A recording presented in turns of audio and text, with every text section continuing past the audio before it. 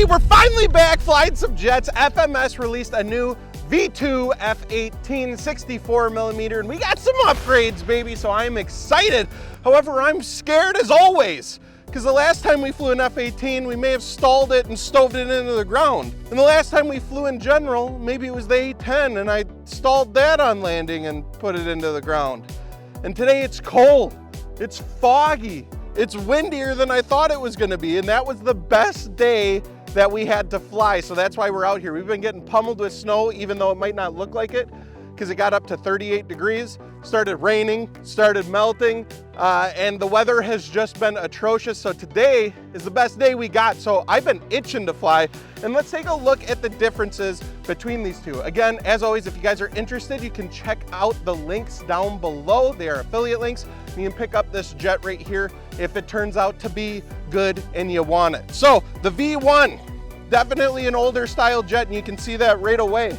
Landing gear looks like something out of like a toy plane on Amazon or something. Same thing with the rear. We have exposed wires. We have screws on top of the wings, glued on ordnance, and this canopy just falls off. It does not hold on good at all. I actually put in my own screw to hold the canopy in on the maiden flight, but the screw fell out too.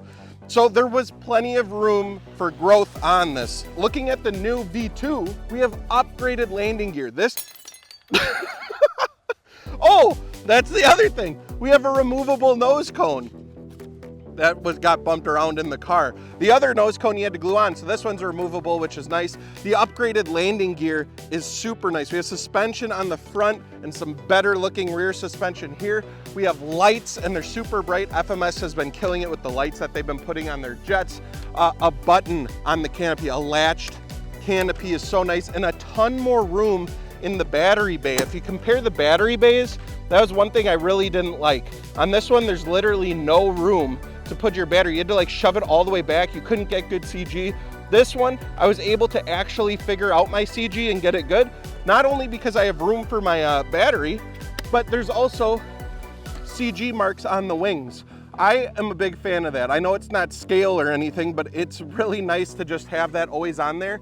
I'm big on CG. If my CG's off, I usually fly like crap. I know some people don't really care too much. I care about it. It matters to me, especially on jets. And overall, this thing looks a million times better. We have quick release, quick connect ordnance. I have mine off for the Maiden. I learned my lesson on my F-16 the hard way. Take them off for the Maiden. We left the side rail ones on, but those ones are glued on, which I did not like. You still have to glue the vertical stabilizer and horizontal stabilizer on. Not a huge fan of that FMS. Let's do screws. Let's just do screws. That way, if anything's wrong with like this servo, I don't need to try and unmelt the glue and tear apart the foam, and just two screws. Boop, I can take it out, fix the servo or whatever, boop, back in. Not a big fan of having to glue main parts in like that, but there are some huge upgrades. Let's quit yapping. Let's get it in the air. All right, today we're running a 4S 2250C battery. So we'll get that plugged in. I have my CG all marked out where I liked it. We do not, I repeat, we do not have a gyro set up in this. I'm just using a normal 6-channel receiver. Daring today, aren't we? I don't have Reflex V3. I would totally recommend getting Reflex. Reflex works great with FMS planes, and I'm probably gonna put that in that.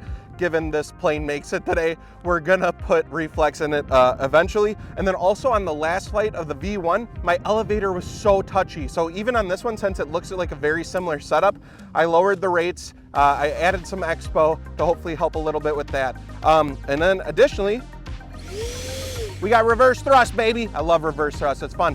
It's been a while since I flew off pavement. You guys ready? Let's let her rip. About 10-mile-an-hour winds right now. We're up. And then it's foggy. It is foggy. My eyes are watering actually from this wind. I need to get it up a little bit higher. We might need to trim it out a little bit. Kicking the speed up, keeping the speed up.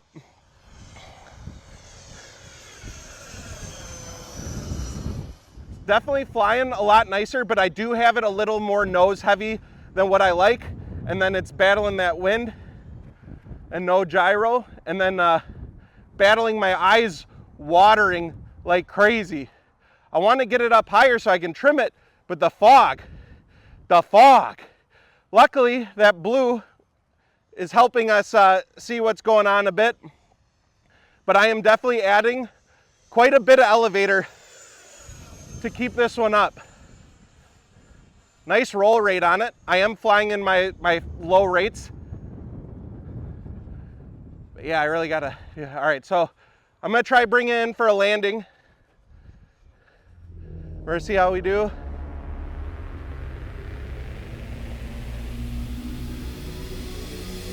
It's a little hot. That was way too, I throttled up to get out of it because I didn't want to stall again. I'm having flashbacks. Whew. Oh man, it is foggy.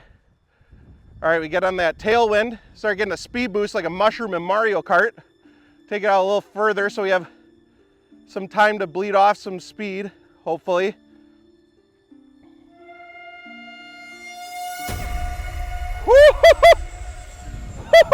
Ooh, we're getting a little squirrely. All right, we're good.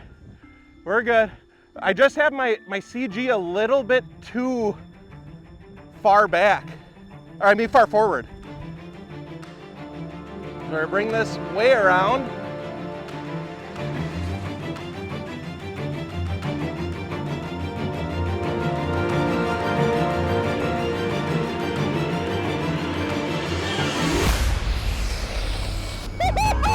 Hot dog! We are hot dogging it today, boys! Holy crap! What a landing! Fighting the wind and bringing it in was gnarly, but we did it, my goodness! Look at that, we are in one piece, baby. We brought her in. Oh my God, I was confident. We had that. 100% we had that. So looking at my CG, guys, I think just if I would have been able to fly up and trim it out, that would have helped me a ton. But I definitely move it a little further back from where I have it here. Overall though, this one did fly a lot better. Honestly, it truly did. I could already tell with my elevator. I honestly would add a little bit more elevator back to it. So that's good to know. This was the Maiden.